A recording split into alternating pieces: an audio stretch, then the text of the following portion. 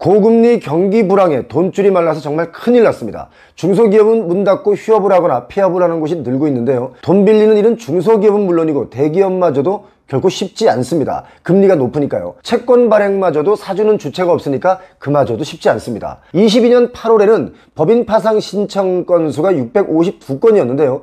23년 올해 8월에는 1034건으로 껑충 뛰었습니다. 지난해 같은 기간에 비해서 한 60% 가까이 더 늘어났죠. 지금은 개인, 중소기업, 대기업 다 마찬가지로 어렵습니다. SK하이닉스의 위탁 생산 자회사가 비교적 규모가 큰 기업인데요.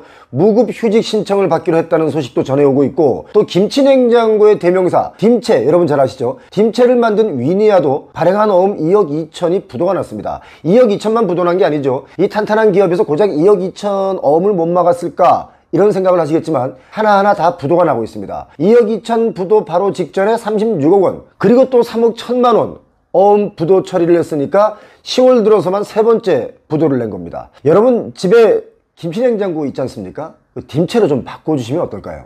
자, 그리고 창사 이래 최대의 위기를 맞고 있는 카카오의 자회사도 기존 직원의 30%를 내보냈습니다. 기업의 빚이 늘어나고 있다는 건데요. 갚을 능력도 참 요원합니다. 기업이 1년 안에 갚아야 하는 채권과 대출금, 그러니까 단기 차입금이라고 하는데, 단기 차입금의 금리마저도 아주 급격하게 올랐습니다. 기업들의 단기 차입금을 살펴보니까요, 22년 작년 12월 기준으로는 564조 원이었는데 올해는 6월까지만 보더라도 601조 원입니다. 대략 37조 이상이 늘어났는데 그것도 6개월 만에 이렇게 늘어난 겁니다. 정말 심각해지고 있습니다. 회사에서 단기 차입금이라고 하면 보통 회사 운영자금으로 사용되는데, 돈을 구하기가 어려우니까 당장 공장을 돌리거나 직원들의 월급을 줘야 하는데 이걸 급전을 빌려서 줘야 됩니다. 그런데 급전을 빌리면 이자가 더 비싼 것을 써야 되기 때문에 갈수록 태산입니다. 진퇴양난이죠. 기업이 고용을 창출하고 투자를 해줘야 경제 성장률이라는 게 올라갈 수 있는데, 성장률이 더 오르지 못하는 상황에 놓여 있는 겁니다. 기업이 영업을 통해서 버는 돈으로 이자 갚고 월급도 주고 공장 시설도 교체해야 되고 뭐 그러는데, 그렇지 못한 거라서 지금 더 걱정입니다. 버는 돈으로 이자도 못 갚는 한계 기업이라고 하죠. 그런 곳이 3,900곳이 넘습니다. 돈 열심히 벌어봤자 이자도 못 내니까 버티다가 도저히 안 되면 파산하게 되는 겁니다. 지금 현실적으로는 제2의 IMF 때나 다름없다, 이렇게 말씀하시는 분들이 많이 계십니다. 특히 소상공인분들은 체감하는 게 더 심각합니다. 자, IMF 때는요, 외환이 없어서 위기였지만 지금은 금리 상승 그리고 부채 환산으로 인해서 제2의 IMF다라고 해도 과언이 아닐 정도로 정말 심각합니다. 여러분, 대출금리 7%를 한번 생각해 보시기 바랍니다. 기업이 이 금리로 돈을 빌려서 이 이상으로 이익을 내야 겨우 빚이라도 갚는데 그게 지금 안 되고 있는 거죠. 대출 이자 7% 또는 10%의 이자를 내고 이익을 보는 기업의 대다수가요,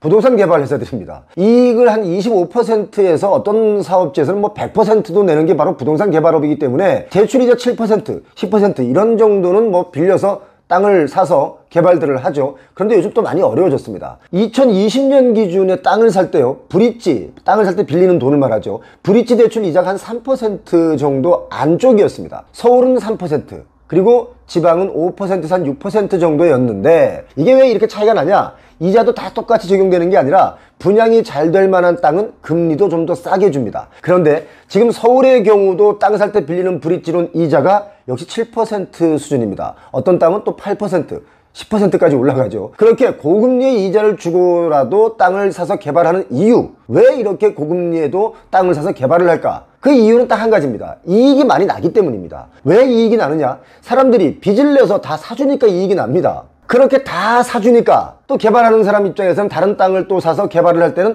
더 비싸게 분양을 하는데, 이 역시 또 다 사줍니다. 뭐 돈이 많아서 사주는 게 아닙니다. 여기가 또 오른데, 여기는 더 이상 공급이 없대, 여러 가지 이유를 대고 분양을 하다 보니까 그냥 빚을 막 내서 막 다 사줍니다. 자, 그건 그렇고요. 진짜 무서운 건요, IMF 때보다 더 힘들다 할 정도의 분들이 많이 늘어나고 있습니다. 점점 그 숫자가 늘어나고 있습니다. 제 기억에 1997년 IMF가 터지기 직전에 방송 뉴스들에서 계속 이런 뉴스들이 나왔습니다. 공장이 문을 닫는다, 실업자가 늘고 있다, 연체율이 올라가고 있다, 빚을 못 갚는다, 물가가 많이 오르고 있다, 이런 말이 계속 나오다가 결국 IMF가 터졌습니다.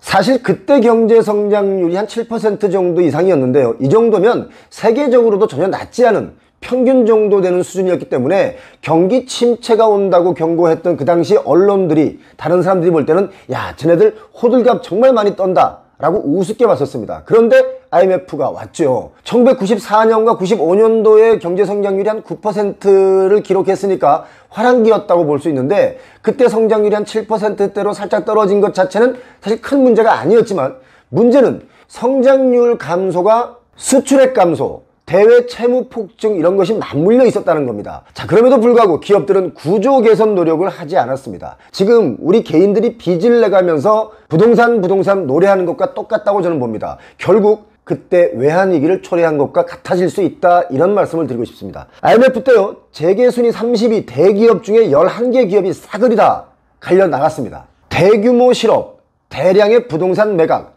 금융 불안, 이런 것이 일어나게 되었고요. 그렇게 모진 고난을 우리가 겪으면서 경제는 시간이 지나면서 부실한 회사가 정리되면서 더 탄탄해졌습니다. 정말 세계가 깜짝 놀랄 만큼 대한민국 국민성이 대단한 거죠. IMF를 겪어보신 분들은 이 무서움을 알고 있습니다. 저도 제 나이에 29살에 이 일을 겪어봤는데요. 그 당시 제가 길을 가는데 남자분은 한 10걸음 앞에 걸어가고 있고요. 여자분은 10걸음 뒤에 걸어가는데 남자분이 막 웁니다. 내가 뭘 잘못했어? 내가 왜 망해야 되는데? 이렇게 막 소리 지르고 울고 합니다. 그 뒤에 아이의 손을 잡고 걷던 여성분은 그분의 부인인 것 같은데 같이 주저앉아서 막 우는 모습을 제가 봤습니다. 저도 사실 내용이 뭔지도 모르면서 그 사람들이 워낙 서글프게 우니까 저도 모르게 따라 울었던 기억이 납니다. 이런 내용을 53세 이하의 분들은 아마 잘 모르실 수 있습니다. 가만히 보면 IMF를 겪어보지 않은 분들이 부동산에 더 용감하게 달려들고 있습니다. 개발하는 사람이든 매수하는 사람이든 겪어보지 않은 분들이 더 용감합니다. 요즘 제가 여기저기 중소기업 그 오너분들과 전화를 하면 그분들이 그렇게 얘기합니다. 지금 긴급회의 중이다,